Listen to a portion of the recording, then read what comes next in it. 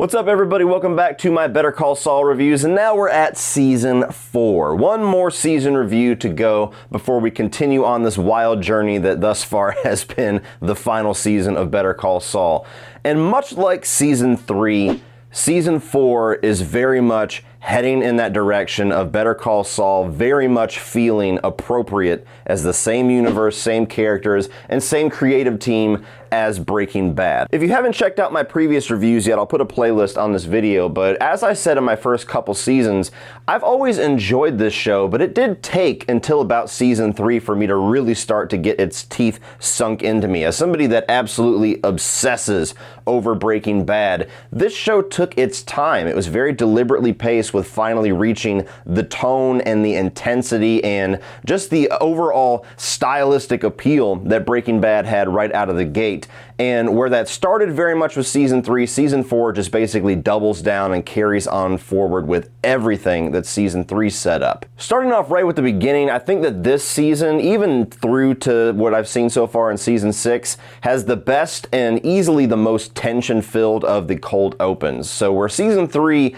had a good cold open and then Saul fell over in his little Cinnabon, this opens up with him in the hospital. He had like a little bit of a panic attack that resembled a heart attack. And even just him trying to check out of the hospital with his fake identity and his fake insurance information was nail-biting. He kept trying to walk out, the woman kept calling him back, he forgets stuff, and it just makes you feel like, oh, she knows something. She's gonna figure something out. And even after he gets out of that situation scot-free and gets a cab ride, and all you see is the guy's eyes, the driver, just continuously looking back at Saul and not responding to him when he says to stop. And for a long time there, I thought that was William Forsythe. I was like, that's his eyes. I know that guy's eyes. No, because in Season 5 we figure out who it is. But even just that, the boiling tension of him feeling like at any moment his new life, his fake life, his new identity could crumble, it really does have a great representation of what his everyday life is like. You can have a fake identity, you can run from the past all you want,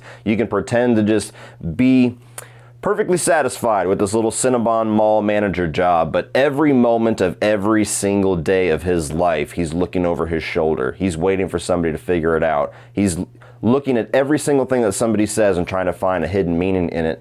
And so even just that little 3 to 5 minute opening, I think it was just brilliant the way that it perfectly encapsulates the paranoia of what his character must be going through in the later half of his life. Now, at the end of Season 3, Saul lost the ability to practice law. He's got like a year suspension, and he also loses his brother. So this season kicks off with not only him discovering that Chuck has died or presumably killed himself. That's always kind of something, an ambiguous detail. Did he know that he kicked the lantern off purposely, or was he just in a weird state and it was an accident? Nonetheless, his brother's dead. The person that has been the biggest thorn in his side, but also the person that he has wanted the acceptance, wanted the respect of the most, is now completely out of the picture. And from moment one, he's basically cold to it. From all the events, everything that's happened in the first 3 seasons, he may be projecting it a bit, but for the most part, it's like, well, okay, that sucks, moving on. And now the whole season is basically about him trying to survive financially without the ability to practice law. He's got all these commercials that he has paid for the airtime up front. He's got the Sandpiper thing that's still kind of waiting in the wings that he's waiting for that payment for. He's got other things in the law. Everything is basically in limbo while he figures out how to survive for this year suspension. And so naturally he goes right back to the scams. He goes for a job interview and just nails it, gives this huge performance and gets the job right on the spot, just for him to get turned off immediately and insult the 2 people that are about to give him the job and say, like, you really believe that song and dance? Such a Jimmy thing to do. Walks out, but not before realizing that there is a priceless little figurine that he recognizes from all his time practicing elder law, and so he enlists Mike or somebody else that knows Mike to break into this office and steal this little figurine. And that sequence alone is a lot of fun with the guy who's camped out in there because he's having a fight with his wife. And Jimmy getting back to the scams kind of gets you back to the tone of Season 1 to a certain extent, but with the intensity of the current tone of Better Call Saul, a little bit more of that Breaking Bad intensity. And so even when he does finally get a day job with this little cell phone store, he realizes that criminals all throughout Albuquerque, all throughout New Mexico need these burner phones. And so rather than just be legit, work your 9 to 5. He buys and prepays all these phones and then goes out on the streets and sells them to all the criminal elements that he can find. And again, such a Jimmy, such a Saul Goodman thing to do that it's absolutely entertaining to watch him continuously just walk back and forth over that line of legitimacy and criminal. And probably the most entertaining side of the scam artist side of Jimmy is whenever he is finally enlisting the help of Huel, the guy that eventually becomes his full-on bodyguard in Breaking Bad. There's an incident where Huel, with some headphones, doesn't realize that Saul's talking to a cop, and so he whacks him in the head with a bag of groceries, and suddenly he's under investigation for assaulting an officer. And so he has this huge scam to where he goes on a bus ride, he enlists the entire bus of people to write all of these letters from the town, the fake town that Huel grew up in, and essentially creates this gigantic frenzy to the prosecuting office that if you put this guy on the stand, if you try to prosecute him, he's got hundreds of people that are going to be coming at you. And so he gets them to dismiss the entire case. Him and Kim work together on that. And so that was very entertaining to watch, just how something as simple as writing letters and paying people $1 per letter, however many they can do with different pens and different handwriting styles, can come to the conclusion that they're trying to get, which is to get Huel off and to get him out of any kind of legal troubles. And the show never fails at continuously getting creative at how smart and how sly Saul can be when he wants something or when he doesn't want something to happen. It's always entertaining to see what new scams they come up with. And this season finally gives you the moment to where Jimmy McGill 100% transforms into Saul Goodman, and it yet again goes back to Chuck. So by the end of this season, the year has gone up. It's time for him to, re-up in time to go in front of the courts and the bar and try to get his ability to practice law, get his license reinstated. And he gives a very good speech, gives all these pretty honest reasons about why he wants to practice law. He says everything right, but they end up denying him. And him and Kim come to the conclusion it's because he never mentioned Chuck. Chuck is this really renowned lawyer in the world of law, and the bar board knows this, and they found him disingenuous because he never mentioned his brother, never gave any credit to his brother. And so once again, Jimmy is in this situation to where he wants nothing more than to stand outside of the shadow of his brother. And every single fiber of his being refuses to give any more time or any more validity to Chuck's influence on his legacy, or to give any kind of acknowledgement to Chuck because of everything that they went through in the first 3 seasons. And so once again, he goes in front of the bar and he puts on another performance, goes to read a letter that Chuck left him that, despite how tumultuous their relationship was actually a fairly nice letter. And he spins it and turns it into another grand performance, just like in the beginning of this season when he gets the job offer that he turns down immediately. And he comes out and Kim almost believes him. Kim's like, wow, that was really good. And he's just like, man, did you see how they ate that shit up? That was awesome, man. I saw the moment and I took it. And it's just full on realization that this guy is no longer the Jimmy that we knew. He's no longer that guy that we saw in season 1 and season 2 and even part of season 3. He's full on Saul Goodman now. He's left that life behind. The thing that used to consume and define his life, him trying to get his brother's approval, him trying to be a McGill, he could not be farther from that now. And so right after that, they bring him back to, hey, all right, everything's good, man. Come on back here. And he's like, hey, I need to change my name to practice law under Saul Goodman and not Jimmy McGill. And that's how this season ends, is with him taking that gigantic leap into being this other person, this other character. And so it took 4 seasons really to get Jimmy to become the beginning of the Saul that we eventually meet in Breaking Bad. And there's a lot of genius to that. Like I said in all of my season reviews thus far, this is a series that really did take its time, that took a very deliberate approach to slowly building these characters, to slowly building out these relationships, to fill out backstory to some of these characters that we never realized that we needed or that we wanted. And if you've stuck through the show, especially to season 3 onward, it really does reward you. And it really does reward you now with, wow, all of that, all 4 seasons of that, everything with Chuck, everything with him having that year without law, all of that is what created Saul Goodman. They could have easily spent one season with him just changing his name to get out of some legal issue with the name McGill, but that would be a lesser show. That would be a lesser writer, that would be a lesser showrunner. Vince Gilligan and his crew always find ways to make something so much more expansive, so much more intricate than you would ever think it could be. And this is a perfect example of that, his journey to finally become Saul Goodman. It's all good, man. And while I've always liked her character, this is the first season that I really got invested with what was going on with Kim. She was a character that started off small and much more was something that was kind of a moral tether for Jimmy to kind of get pulled back to earth, and even somewhat a cause for him to do things that he normally would not have done, like the things they did by the end of season 2 with doctoring those documents to help her out. And this is the first season where I felt like her side of the story, her motivations, her whole piece of the Better Call Saul storyline really started to come more to the forefront. And a lot of that's because this is where she starts to really carve her own path in this season. She's not underneath the boots of McGill, or excuse me, HHM. She's not under the boot of Howard. She's not kind of conflicted and just kind of going along with whatever Saul wants. She really is doing what she wants in this season. She got in a car wreck by the end of season 3 because she was overworking herself with the Mesa Verde things and trying to do anything else outside of the Mesa Verde case. And so in this season, she really starts to want to do things differently and starts to do things that she wants to do. She likes the Mesa Verde client, but she starts to lose interest in it because she has this drive to do pro bono work. And so she starts taking on these pro bono cases, which takes her attention away from Mesa Verde, which eventually blows up on her a little bit because they confront her and say, hey, listen, you gotta come at the drop of a hat. If we need you, I don't care what's going on.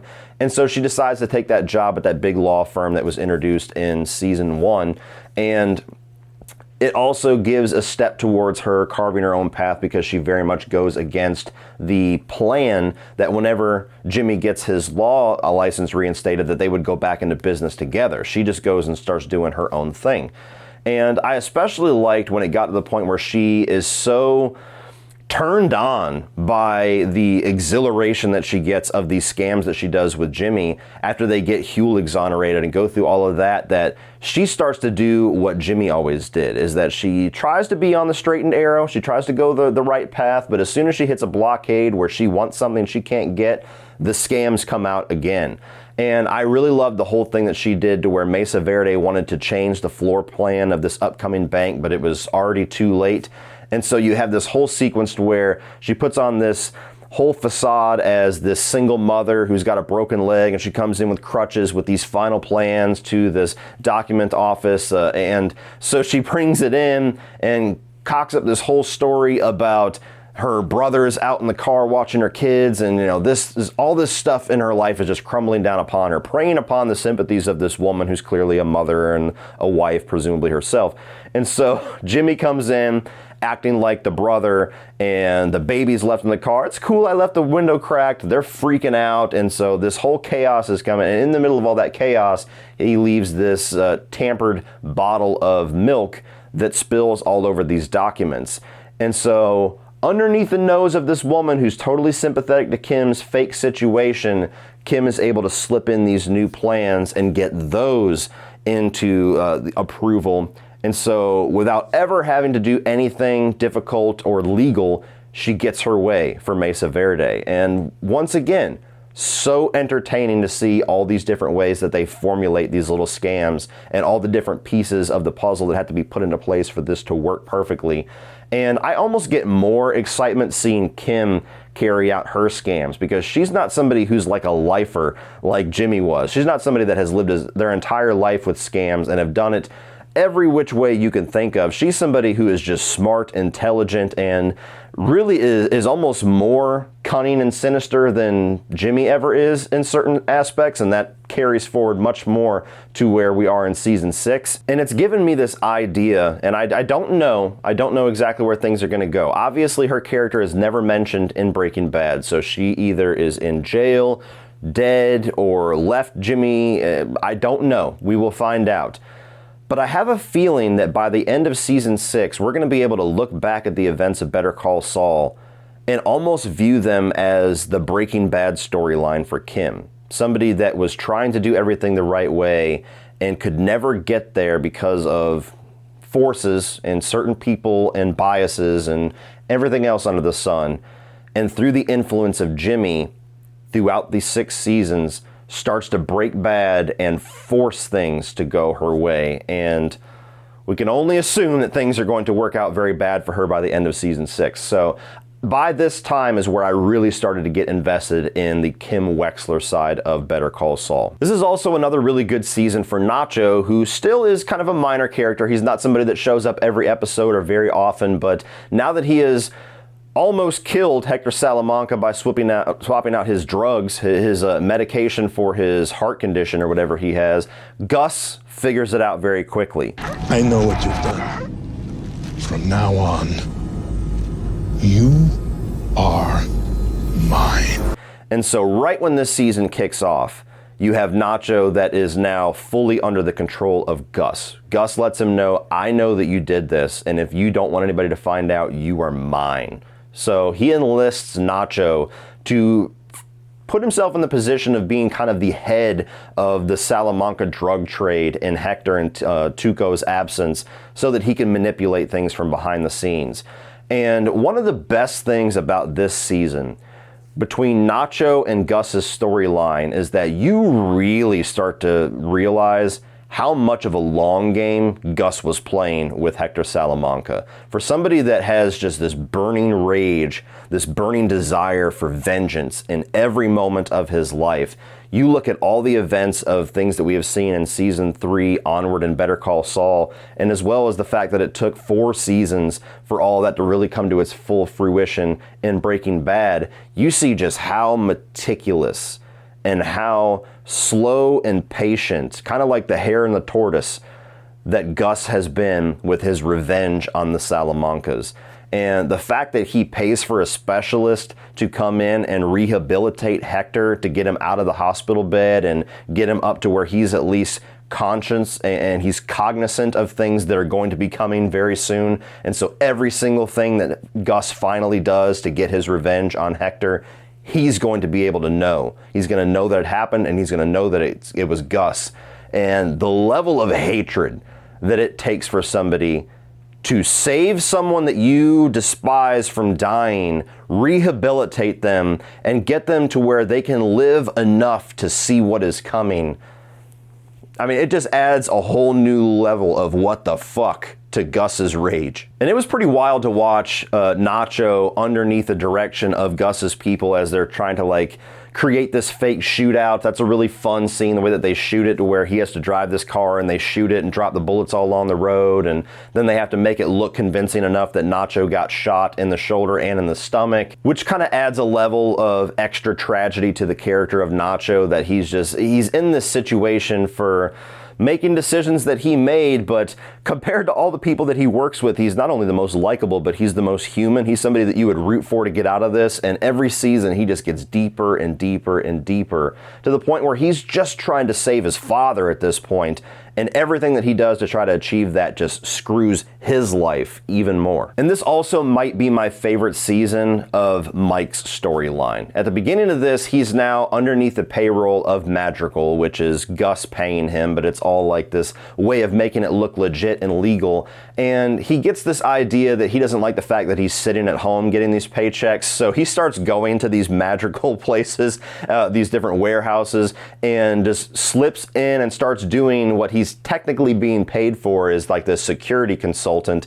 And it's so much fun to watch him just walk in, steal somebody's badge, put on a hard hat, take a little golf cart, go around checking labels, checking invoices, and checking camera sweeps. And the scene where he gives all this information to the people that are in charge of Madrigal, like, look, motherfucker, I walked in here, nobody asked me any questions, nobody asked me for a badge, I was able to slip into all these places, you got problems. It was just another layer of how badass Mike is. I mean, of course he could do that. This guy could walk in to the fucking Secret Service and have them convinced that he was there to try to tell them how to do their job right. I mean, I just love this character. And that's just the beginning of this season. Once they start doing that and Gus realizes that he needs to have something physical, tangible for Mike to do to keep him out of trouble, they start to do the construction of what eventually becomes that underground meth lab that we find in season 3 of Breaking Bad that's underneath the laundromat. A side of the storyline that I, especially as a Breaking Bad fan, have wanted to know for a long time is how the fuck did you get that thing made?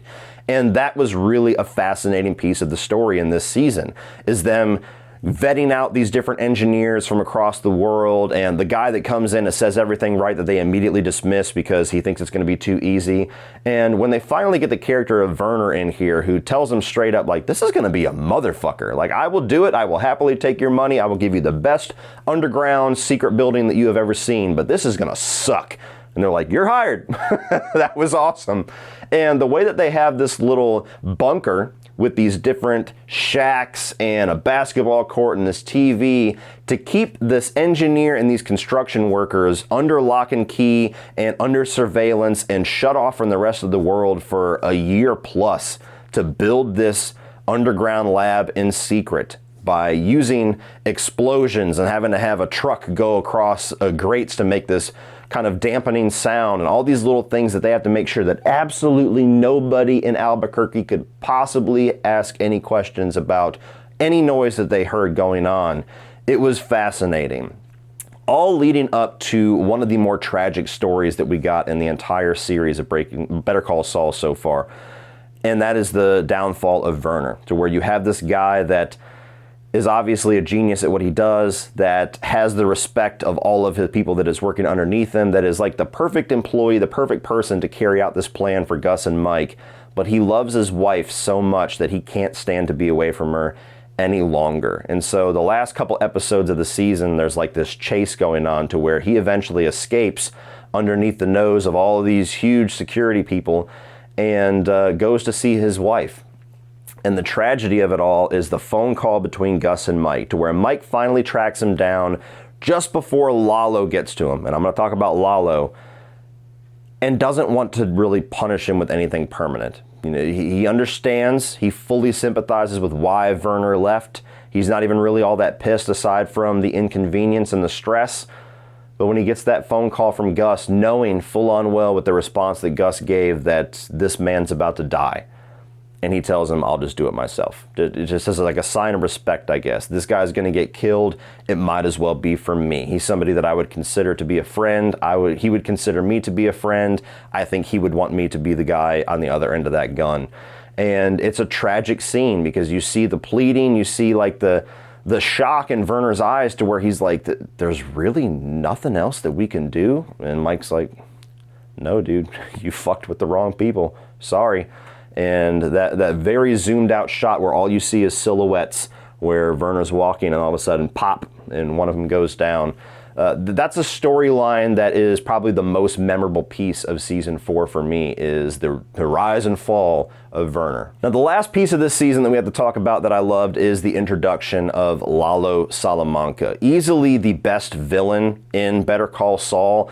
And by the end of it, you know, when I do a ranking, he might end up being in the top 2 or 3 villains of both Better Call Saul and Breaking Bad, this whole universe, because he has the psychopath side of all the other Salamanca characters, but he is so charismatic and he is so charming and so fun to watch that it makes all of that all the more captivating, all the more digestible. You have somebody like Tuco that's just a guy that's just on meth all the time and is just a fucking psycho. You got Hector, just one of the most brutally ruthless people on this show.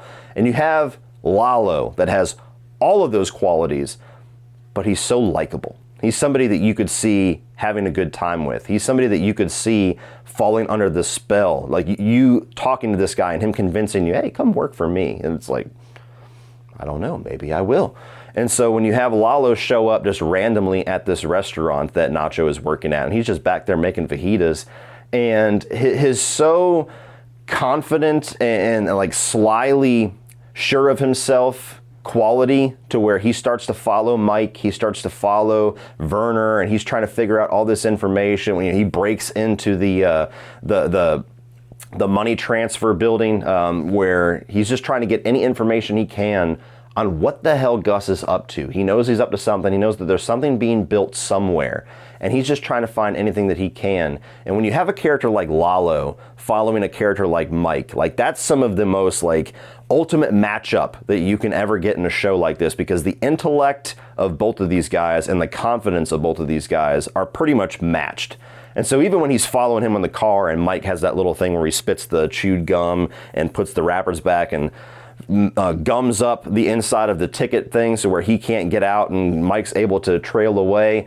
All this really does in the last few episodes is just set up what type of threat Lalo is going to be. He's only in the last 2 or 3 episodes, but it leaves you with the impression that this guy is going to define the rest of this show. Now, if there is anything at all that I could say negatively about this season, and this is minuscule as hell, because it's really only something that you look back in retrospect and go, maybe, is that for this season taking place over pretty much an entire year, which is solidified not only with Saul's year of not being able to practice law, but also the year construction of whatever amount of progress they're able to get in this underground lab, it doesn't really feel like a year goes by.